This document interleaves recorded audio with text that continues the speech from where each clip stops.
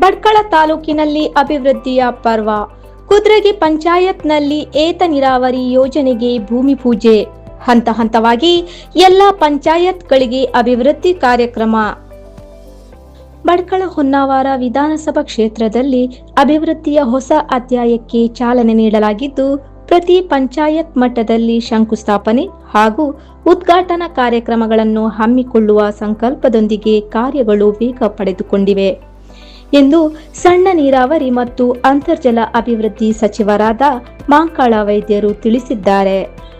ಈ ಹಿನ್ನೆಲೆಯಲ್ಲಿ ಹೊನ್ನಾವರ ತಾಲೂಕಿನ ಕುದ್ರೆಗಿ ಪಂಚಾಯತ್ ವ್ಯಾಪ್ತಿಯಲ್ಲಿ ಕಾರ್ಯಕ್ರಮವನ್ನು ಆಯೋಜಿಸಿ ಸಣ್ಣ ನೀರಾವರಿ ಮತ್ತು ಅಂತರ್ಜಲ ಅಭಿವೃದ್ಧಿ ಇಲಾಖೆಯ 2024-25ನೇ ಸಾಲಿನ 4702 ಪಶ್ಚಿಮ ವಾಹಿನಿ ಯೋಜನೆಯಡಿ ಮಂಜೂರಾದ ಏತ ನೀರಾವರಿ ಯೋಜನೆಯ ಕಾಮಗಾರಿಗೆ ಭೂಮಿ ಪೂಜೆ ನೆರವೇರಿಸಲಾಯಿತು.